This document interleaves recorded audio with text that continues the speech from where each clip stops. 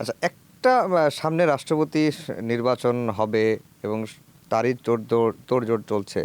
রাষ্ট্রপতি হিসাবে অনেকের নামই কিন্তু সামনে আসছে।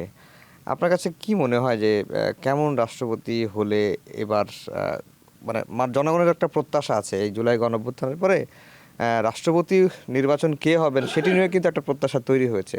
সেদিক থেকে আপনার প্রত্যাশাটা কি, আপনার ধারণাটা কি, কেমন রাষ্ট্রপতি হতে পারে?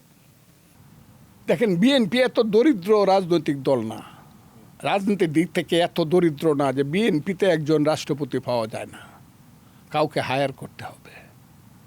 বিএনপিতে কিন্তু এখনও, যদিও বিএনপিতে খুব বড় মহামানব আছে মনে করি, কিন্তু এখনও আমার দৃষ্টিতে এমন লোকেরা আছে, 2-4 জন এমন আছে যারা 50-60 বছর পলিটিক্স করছে, জেল কাটছে, রক্ত দিছে, জেলে ছিল,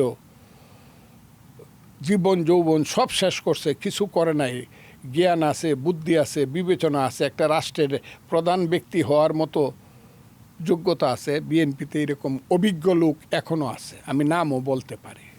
এবং সারা বাংলাদেশের মানুষ তাকায় আছে এই 2-1টা লোকের মধ্যে কোন লোকটা হয় বিএনপির মধ্যে কিন্তু। আচ্ছা। এবং যারা পার্লামেন্টে বসে আছে, আমার কথাটা বুঝেন আপনি, এরা পার্লামেন্টে আছে। এরকম লোক আমি মনে করি এটা মানুষের একটা আকাঙ্ক্ষা। তারপরও তারেক রহমান সাহেব কাকে কি করবে, নেতৃত্বের সঙ্গে আলাপ করে স্থায়ী কমিটি কি করবে আমি তো জানি না, আমাকে তো জিজ্ঞাসা করার দরকার। কিন্তু আমার আকাঙ্ক্ষা হইল আমাদের অভিজ্ঞ নেতৃত্ব থেকে একজন হোক। কারণ বন্যেরা বনে সুন্দর, শিশুরা মাতৃক্রোড়ে। রাজনীতিবিদ, রাষ্ট্রপতির চেয়ারে রাজনীতিবিদকে সুন্দর দেখায়, আমলাকে না, অথবা অন্য কাউকে না।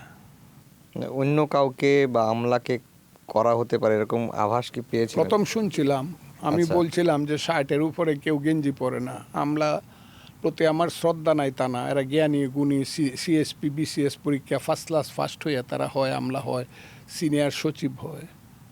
কিন্তু তারা কিন্তু একটা প্রসিডিউরের মধ্য দিয়ে জীবনটাকে তৈরি করছে। সেটা কি তারা আদেশ পালন করে, আদেশ দেয় না। আদেশ দেয় রাজনীতিবিদরা। রাষ্ট্রপতির চেয়ারটা হইল আদেশ দেওয়ার জন্য, কারণ তার নামে সমস্ত কর্মকাণ্ড চলে সারা বাংলাদেশে। কাজে রাষ্ট্রপতি হওয়া উচিত রাজনীতিবিদের।